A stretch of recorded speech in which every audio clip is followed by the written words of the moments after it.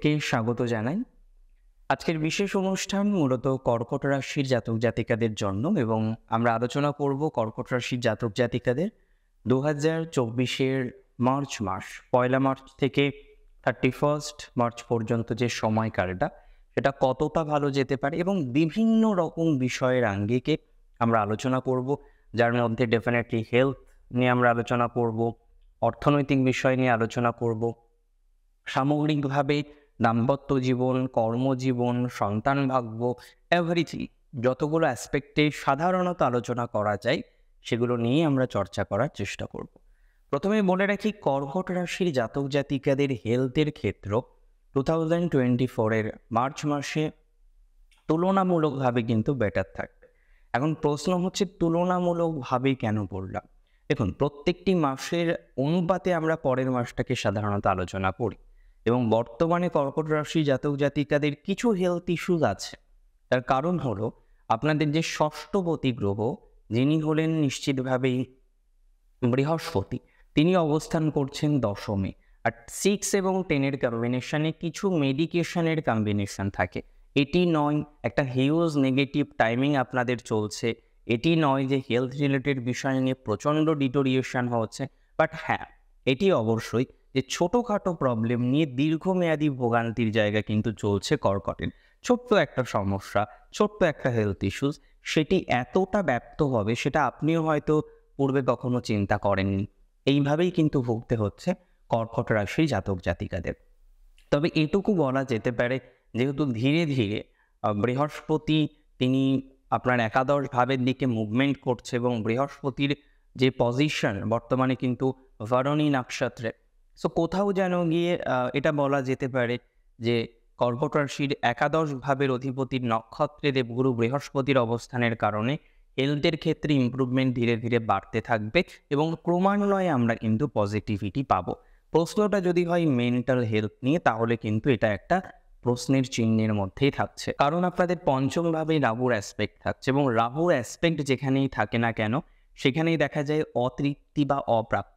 প্রাথমিক অবস্থায় একটা তৃপ্তি, প্রাথমিক অবস্থায় একটা প্রাপ্তির জায়গাকে রিপ্রেজেন্ট করলেও, অগ্রে সুখ দিলেও পশ্চাদে দুঃখ প্রাপ্তির সম্ভাবনাটা অনেকটা বেড়ে যায়। সুতরাং এখানে রাশি হিসেবে কর্কটের হেলথের ক্ষেত্রে সামহাউ পজিটিভিটি ফিল করলেও মেন্টাল হেলথ, মানসিক স্বাস্থ্য ইত্যাদি বিষয় নিয়ে কিন্তু ভেরি ইমিডিয়েট স্টেজে আমরা প্রভূত পরিমাণে পজিটিভিটি ফিল করছি না। এটার জন্য আমাদের এখনও সময় দরকার, যাতে আরেকটু পজিটিভ দিক তৈরি করা যায়। এখন প্রশ্ন হলো, খুব ইম্পর্টেন্ট একটা প্রশ্ন, সেটি হলো কতটা enhancement that we can expect, আমরা আশা রাখতে পারি কর্কট রাশির জাতক জাতিকাদের থেকে, যারা বর্তমানে ফাইন্যান্সিয়াল জায়গাটা নিয়ে প্রকৃত অর্থে ক্রাইসিসের মধ্যে রয়েছেন। দেখুন, সেকেন্ড হাউসের লর্ড 8তে রয়েছে, এটা সর্বজন বিদিত, সবাই জানেন। এবং অষ্টমে বসে আছেন শনি যুক্ত হয়ে। আপনারা জানেন এমনিতেই শনির এই যে ঢায়ার যে সময়কালটা চলছে, মানসিকভাবে স্ট্রেস যেমন দিচ্ছে, বিভিন্ন ক্ষেত্রে জটিলতা, মানে কোনো কাজটাই একবারে যে স্মুথলি হবে সেটা কিন্তু ম্যাক্সিমাম ক্ষেত্রেই হচ্ছে না। এবং এই যে কর্কট রাশির যে সিনারিওটা চলছে আগের থেকে বেটার, এটা তো ডেফিনেটলি মানতে হবে যে 2023 থেকে কম্পারেটিভলি 2024 বেটার ফল দিচ্ছে এবং যারা বিশেষ করে পরিশ্রমী জাতক জাতিকা রয়েছেন, তাদের ক্ষেত্রে এই ভালো ফলাফল প্রাপ্তির সম্ভাবনাটা কিন্তু আরও অনেকটাই বেড়ে যায়। এখন প্রশ্ন হলো, তাহলে কর্কট রাশির জাতক জাতিকাদের ক্ষেত্রে আরও কি এনহান্সমেন্ট এক্সপেক্ট করা যেতে পারে, আরও কি পজিটিভিটি এক্সপেক্ট করা যেতে পারে? দেখুন, প্র্যাকটিক্যালি তো ডেফিনেটলি তাই। কর্কট রাশি জাতক জাতিকাদের ক্ষেত্রে আমরা আরও পজিটিভিটি এক্সপেক্ট করতে পারি, আরও ডেভেলপমেন্টের অবকাশ বা সম্ভাবনা কিন্তু রয়েছে। তার কারণ অনেকগুলো রয়েছে। কারণ 12-13 তারিখের পর থেকে, অ্যাকচুয়ালি 14 তারিখ নাগাদ যখন রবি প্রবেশ করবে আপনার নবমে, সেখানে রবি রাহু যুক্ত হবেন, সে কথা সত্য, কিন্তু অ্যাটলিস্ট অষ্টম থেকে নবমে যাবেন সেকেন্ড হাউসের লর্ড। সো কোথাও যেন গিয়ে মনিটারি বিষয়ে কিছু চিন্তা এবং কিছু আনওয়ান্টেড যেগুলো হচ্ছিল, সেই জায়গা থেকে কিন্তু কিছুটা positivity that we can expect আমরা আশা রাখতে পারি। এবং প্র্যাকটিক্যালি দেখবেন কর্কট রাশি জাতক জাতিকাদের সেই আশা পূরণের জায়গা কিন্তু থাকছে। এর পরের যে বিষয়বস্তু নিয়ে আমরা চর্চা করব, গভীরভাবে ভাববো, সেটি হলো কর্কট রাশির জাতক জাতিকাদের এনহান্সমেন্ট। কতটা এনহান্সমেন্ট হতে পারে এবং কোন ক্ষেত্রে হতে পারে? প্রাথমিক অবস্থায় যে এনহান্সমেন্টের কথা আমি বলতে চলেছি বা আমি আলোচনা করছি, সেটা হলো আপনাদের সহোদরীর সম্পর্ক, আপনার ভাই বোন এদের সাথে সম্পর্কের জায়গাটা কেমন থাকতে পারে। দেখুন, ভাই বোন যে হাউস থেকে আমরা বিচার করি, সেই হাউস থেকেই কিন্তু আমরা দাদা বা দিদিকে বিচার করি না, দুটো আলাদা হাউস। থার্ড হাউস থেকে আমরা সহোদর বিচার করি, এটা ইন জেনারেল। তো এখানে গিয়ে আমরা দেখবো থার্ড হাউসের লর্ড সেও কিন্তু এইটতে, এবং এই যে এইটতে থাকা 7ই মার্চ পর্যন্ত, তাহলে বুঝতেই পারছেন যে পারিবারিক কিছু সম্পর্ক, ভাইয়ের সাথে, বোনের সাথে, আদার্স কিছু রিলেশনশিপ ফ্রম ইউর ফ্যামিলি, সেটা কিন্তু একটু জটিলতার মধ্যেই থাকবে। এবং এখানে গিয়ে যদি প্রশ্ন আসে যে ঠিক আছে মেনে নিলাম জটিলতার মধ্যেই থাকলো, কিন্তু সেই জায়গাটা থেকে কি এনহান্সমেন্ট হতে পারে, সেই জায়গা থেকে কি একটা পজিটিভ এনহান্সমেন্ট আমরা এক্সপেক্ট করতে পারি?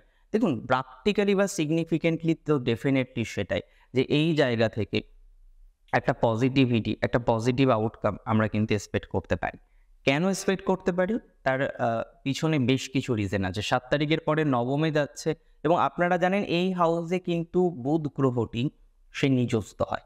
কিন্তু একটা নিজস্ব প্ল্যানেট সে কি কখনো ভালো ফল দিতে পারে? ডেফিনেটলি দিতে পারে। তার সিগনিফিকেশনের উপর ডিপেন্ড করে সে ভালো ফল দেবে না খারাপ ফল দেবে। হ্যাঁ, উচ্চস্থ নিচস্থ এই কনসেপ্টের উপরে ডিপেন্ড করে সে ভালো ফল কতটা বেশি দিতে পারে, খারাপ ফল কতটা বেশি দিতে পারে, বা নিজস্ব প্ল্যানেট যে ভালো ফল দিলেও সেটা মৃদু, কম দেবে। তো এখানে কিছু কিছু ক্ষেত্রে আমরা দেখবো ডেফিনেটলি আপনার কর্ম, পার্টিকুলার এই সেগমেন্টগুলো আপনাকে অনেকটাই হেল্প করতে পারে পারিবারিক সম্পর্ক নিয়ন্ত্রণ করার জন্য, বা পারিবারিক সম্পর্কের ক্ষেত্রে কিছু ডেভেলপমেন্ট তৈরি করার জন্য। এর পরবর্তী যে অবকাশটা নিয়ে আমরা আলোচনা করব, সেটি হলো কর্কট রাশির জাতক জাতিকাদের বাস্তবিক জীবনে কতটা এনহান্সমেন্ট সম্ভব, বিশেষ করে যারা এডুকেশনাল ম্যাটারের সাথে যুক্ত রয়েছে।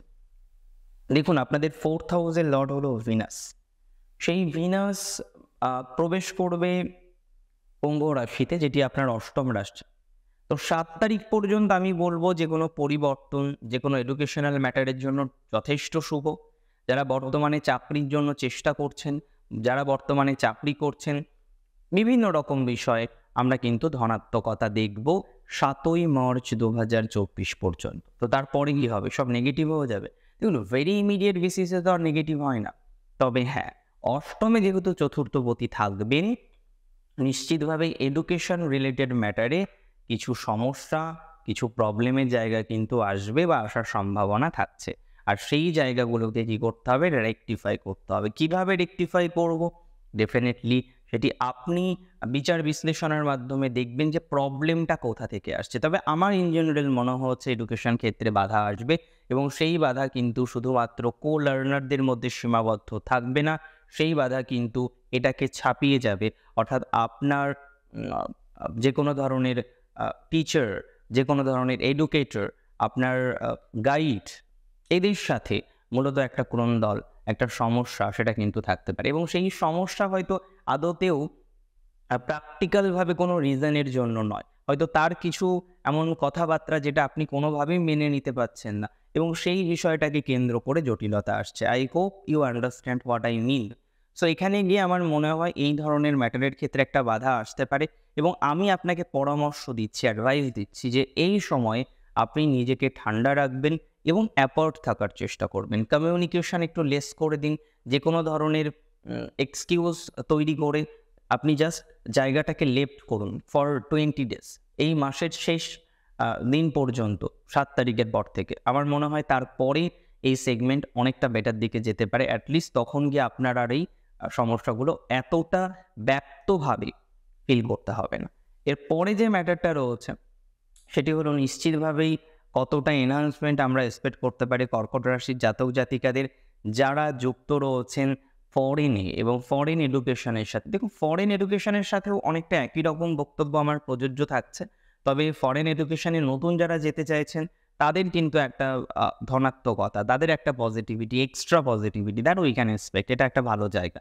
এরপরে যে বিষয়টা নিয়ে আমরা আলোচনা করব কর্কট রাশির জাতক জাতিকাদের, নিশ্চিতভাবেই সেটা রিলেশনশিপ। আর কর্কটের রিলেশনশিপ নিয়ে আলোচনা করতে গেলেই দুবারের জায়গায় 5 বার ভেবে নিতে হয়। যাই হোক, আপনাদের পঞ্চমপতি সপ্তমে অবস্থান করবে 15 তারিখ পর্যন্ত। এই সেগমেন্টটা শুভ। এই সময়ে 15 তারিখ পর্যন্ত কিন্তু আপনার রিলেশনশিপের ক্ষেত্রে পজিটিভিটি, রিলেশনশিপ থেকে পজিটিভ কোনো আউটকাম প্রাপ্তির মতো অবকাশ এগুলো কিন্তু স্ট্রংলি হতে পারে বা থাকছে। অর্থাৎ এক্ষেত্রে আমি বলবো যারা সম্পর্কে আছেন, সম্পর্ক থেকে বিবাহের কথা ভাবছেন, ওয়েল অ্যান্ড গুড, ভাবতে পারেন। 15ই মার্চ পর্যন্ত কোনো অসুবিধা হবে না। 15 তারিখ পর্যন্ত যাদের সম্পর্ক জটিলতা আছে, যারা ভাবছেন কন্ট্যাক্ট করবেন এবং কন্ট্যাক্ট করে আপনার সম্পর্কটাকে আরেকটু সুস্থিরতার জায়গা তৈরি করে দেবেন, এই ধরনের মানসিকতা যারা তৈরি করেছেন, আমার মনে হয় তারা এই চেষ্টায় সফলতা অর্জন করবেন। এবং এই মানসিকতাকে আমি সাধুবাদ জানাই যে 15 তারিখের মধ্যে ঝামেলা, অশান্তি রিলেশনশিপে তো থাকতেই পারে, ইট ইজ ভেরি কমন। তো এই ধরনের ঝামেলা, এই ধরনের অশান্তিগুলোকে একটু চেষ্টা করুন মিটিয়ে নেওয়ার, এবং আমি মনে করি এটা কিন্তু সম্ভব আপনাদের দ্বারা, এটা আপনারা করতে পারবেন। কর্কট রাশি জাতক জাতিকাদের ক্ষেত্রে আরেকটা কথা আমি বলবো, যাদের দীর্ঘমেয়াদী সম্পর্ক ভেঙে গিয়েছে, সেটা হয়তো গত বছর অক্টোবরে ভেঙেছে, সেটা হয়তো এই বছর প্রথমের দিকে ভেঙেছে, তো হোয়াট এভার ভেঙে গেছে এবং আপনি বুঝতে পারছেন না আপনি কি করবেন, মুভ অন করবেন না সম্পর্কটাকে ঠিক করার চেষ্টা করবেন। দেখুন, এখানে যদি আপনি আমাকে পরামর্শ দিতে বলেন, আমি ডেফিনেটলি বলবো 15 তারিখ পর্যন্ত অন্তত চেষ্টা করতে। 15 তারিখের মধ্যে যদি একটা ভালো আউটকাম আমরা না পাই, এবং সব থেকে স্ট্রং জায়গা থাকছে 15 তারিখ পর্যন্ত, পঞ্চমপতি পঞ্চমের তৃতীয় থাকবে, that's a great combination. So এই সময় যদি ট্রাই করেন এবং সেটা যদি সাকসেসফুল হয়, ওয়েল অ্যান্ড গুড। যদি সেটা কোনো কারণে সাকসেসফুল না হয়, পঞ্চমপতি পঞ্চমে চতুর্থে গেলে আর হবে না, অর্থাৎ সেখানে গিয়ে 1-1.5 মাস আবার ব্লকেজ থাকবে রিলেশনশিপ প্রকৃতভাবে মেনটেন করার ক্ষেত্রে।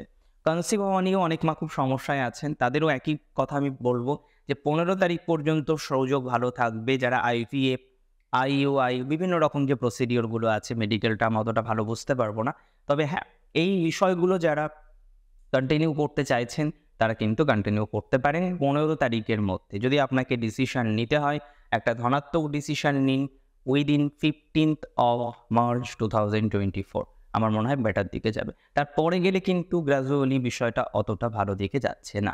এর পরের বিষয়টা নিয়ে চলুন আমরা আলোচনা করি, and that's definitely professional life. And আপনাদের যে দশম ঘরের অধিপতি, তিনি তো হচ্ছেন মঙ্গল গ্রহ, তিনি অবস্থান করবেন সপ্তমে তুঙ্গ হয়ে, এবং এই যে 10th হাউসের লর্ডের তুঙ্গস্থ অবস্থান, এটা একটা অসম্ভব ভালো কম্বিনেশন।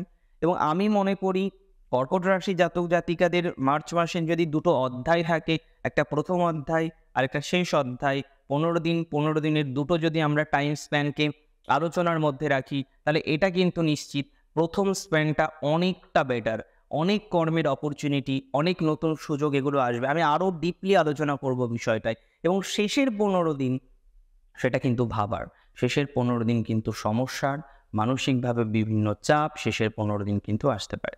চলুন আমরা সেগমেন্ট নিয়ে ভাগ করি এবং প্রথমে আলোচনা করব সেলফ প্রফেশনে।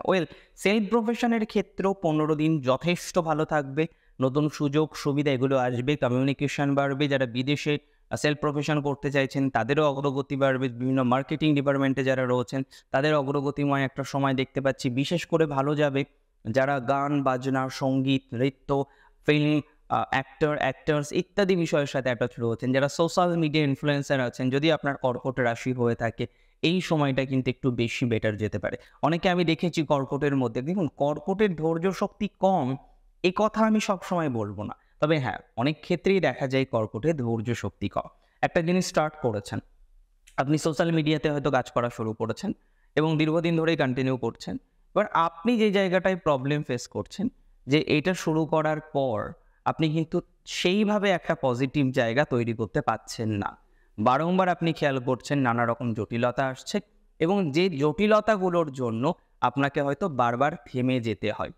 সুতরাং সেই জায়গায় যারা এই ধরনের প্রবলেমগুলো ফেস করেন, আমি একটা কথাই আপনাদের বলবো যে এন্থুটাকে ধরে রাখতে হবে, ধৈর্যটাকে ধরে রাখতে হবে, এবং ধৈর্যটাকে ধরে রেখে যদি আপনি কন্টিনিউ করতে পারেন, খুব যে বড় সমস্যা হবে আমি কিন্তু সেটা মনে করি না। সুতরাং এটি আপনাদের জন্য একটা পজিটিভ দিক বহন করে আনবে বলেই মনে করা যায়। যারা সেলফ প্রফেশনে প্রবলেমের মধ্যে বর্তমানে আছেন, আমি মনে করি আগের থেকে ভালো জায়গায় আছে। প্রবলেম থাকলেও সেটা হয়তো ম্যাসিভ নয়, এবং যে প্রবলেমই সেলফ প্রফেশন রিলেটেড হোক না কেন, হয়তো যোগাযোগহীনতার জন্য আপনার সেলফ প্রফেশনটাকে আরও বেশি অগ্রগতির মধ্যে আপনি নিয়ে যেতে পারছেন না, আমি স্ট্রংলি মনে করি সেই জায়গাটাকে আরও অগ্রগতিময় একটা জায়গায় নিয়ে যাওয়া যাবে, এবং সেইটির অপরচুনিটি সেটির সুযোগ অন্ততপক্ষে কর্কট রাশি জাতক জাতিকাদের থাকবে, যে সেলফ প্রফেশনে ডেভেলপমেন্ট প্রথম 15 দিন। শেষের 15 দিন কি হবে? দেখুন, শেষের 15 দিন কিন্তু অনেক সম্পর্ক নষ্ট হয়ে যেতে পারে। তাহলে এখানে একটা বিষয় খেয়াল রাখতে হবে, যাদের শেষের দিকে সম্পর্ক জনিত একটু ডিস্টারবেন্স আসছে, বেশি কথা না বাড়িয়ে, সাধারণত দেখা যায় ইউজুয়ালি একটা ছোট্ট বিষয় নিয়ে সূত্রপাত হয় সম্পর্ক খারাপের। তাহলে যখনই শুরু হবে তখনই আমাদের কনসার্ন হতে হবে যে হ্যাঁ, প্রবলেম শুরু হয়েছে, তাহলে বিষয়টাকে যতটা মিনিমাইজ করা যায়, বিষয়টাকে যতটা ইগনোর করা যায়, এবং ছোট ছোট বিষয় নিয়ে হয়তো জটিলতা বাড়তে পারে, তাহলে সেই বিষয়গুলো নিয়ে অতিরিক্ত জটিলতার মধ্যে যাওয়া যাবে না। এই রুলসটা মাথায় রাখুন, আমার মনে হয় ম্যাক্সিমাম পজিটিভিটি আমরা কিন্তু পাবো। এর পরের যে বিষয়বস্তু নিয়ে আমরা আলোচনা করব সেটি হলো আপনাদের সার্ভিস লাইফ, এবং কর্কটের সার্ভিস লাইফের ক্ষেত্র কিন্তু আগের থেকে বেটার। এটা আরও বেটার দিকে যাবে বলে আমার মনে হয়। প্রথম 15 দিনের মধ্যে যারা চাকরি করছেন, কোনো পরিবর্তন চাইছেন, গভর্নমেন্ট জব করছেন, সেখানেও পরিবর্তন চাইছেন, তাদের ক্ষেত্রে কিন্তু পজিটিভিটি আসবে। যে কোনো ধরনের এক্সামিনেশন, আমি বলবো না সেটা ফুড এসআইকেই রিপ্রেজেন্ট করছে, যে কোনো এক্সামিনেশনের ক্ষেত্রে কর্কটের বার্চার যদি স্ট্রেংথ পূর্ণ হয়, তাহলে কিন্তু পজিটিভিটির মাত্রাটা অনেকটা বাড়তে পারে। তবে একটা কথা আমি বলবো, 15 তারিখের পরে আপনার বসের সাথে, আপনার ইমিডিয়েট বসের সাথে একটু ঝামেলা কিন্তু বাড়তে পারে। সেই সময় আপনাকে খেয়াল রাখতে হবে যাতে ঝামেলাগুলোকে কন্ট্রোলে রাখা যায়। সেই সময় আপনাকে খেয়াল রাখতে হবে একটু নত স্বীকার করে সমস্যাটার সমাধান করার জন্য। নতুন সার্ভিসের সম্ভাবনা প্রথম 15 দিনে থাকবে, ভালো পরিবর্তনও প্রথম 15 দিনের মধ্যে থাকছে। এর পরের যে বিষয়টা নিয়ে আমরা আলোচনা করব সেটা হলো ব্যবসা। ব্যবসার ক্ষেত্রে ডেভেলপমেন্ট কর্কট রাশি জাতক জাতিকাদের কিন্তু আছে, এবং প্র্যাকটিক্যালি এই মাসের প্রথম 15টা দিন অসম্ভব পজিটিভ। প্রথম 15 দিন আমরা লক্ষ্য করতে পারবো বেশ কিছু ব্যবসার ক্ষেত্রে ধনাত্মকতা কিন্তু কর্কটের বাড়তে চলেছে, এবং স্পেশালি যে সমস্ত কর্কট রাশি জাতক জাতিকাদের বর্তমানে ব্যবসার জায়গাটা একটু নেগেটিভভাবে চলছে, একটু সমস্যাপ্রবণভাবে চলছে, তাদের ক্ষেত্রে কিন্তু একটু বেশি পজিটিভিটি এক্সপেক্ট করা যায়। অন্ততপক্ষে ব্যবসার সেটেলমেন্টের জায়গা, কিছু কিছু ক্ষেত্রে নতুন ব্যবসা শুরু করার মতো অবকাশ, এগুলো কিন্তু কর্কট রাশির জাতক জাতিকাদের আসবে। অর্থাৎ ব্যবসার ক্ষেত্রে যাদের বর্তমান সিচুয়েশনটা বেশ ডিস্টার্ব, বিভিন্ন রকমভাবেই সমস্যা, মানসিক চাপ, উদ্বেগ এগুলো আসছে, এবং আপনি কোথাও যেন খেয়াল করছেন যেভাবে ব্যবসাটা চলছিল সেটা আস্তে আস্তে ডিটোরিয়েট করছে, আমি স্ট্রংলি মনে করি এই জায়গাটা পজিটিভ দিকে যাবে। কয়েকটি ব্যবসার ক্ষেত্রে ধনাত্মকতার মাত্রাটা অনেকাংশে বাড়তে পারে। যেমন যারা যুক্ত রয়েছেন মেডিসিনের বিজনেস, যারা যুক্ত রয়েছেন জমি সংক্রান্ত কোনো কিছুর সাথে, যারা যুক্ত রয়েছেন মাটির কোনো দ্রব্যাদির সাথে, যারা মাটির দ্রব্যাদির কোনো শোপিস রিলেটেড ম্যাটারের সাথে কানেক্টেড রয়েছেন, যারা যুক্ত রয়েছেন ভেহিকেল রিলেটেড ম্যাটারের ক্ষেত্রে, তাদের অনেকটা ডেভেলপমেন্ট বৃদ্ধিপ্রাপ্ত হবে বলে আশা রাখা যায়। আর বিবাহ সংক্রান্ত বিষয়ে প্রথম 15 দিন দারুণ সুযোগ থাকবে সমাধান করার জন্য। আমি এক্সপেক্ট করব আপনারা অনেকেই যে সমস্যাগুলো রয়েছে সেগুলোকে কিছুটা সমাধান করতে পারবেন, এবং সমাধান করার চেষ্টা অনেকটাই করবেন। আজকের অনুষ্ঠানে এই পর্যন্তই ছিল। কেমন লাগলো আজকের অনুষ্ঠান আমাকে জানাবেন কমেন্টের মাধ্যমে। আর প্রচুর প্রচুর প্রচুর ভালো থাকবেন। বোনাস রাশিফল নিয়ে আসবো, আলোচনা করব নাক্ষত্রিক প্রেডিকশন নিয়েও। শেষ করছি আজকে এখানেই। জয় শ্রী গণেশ।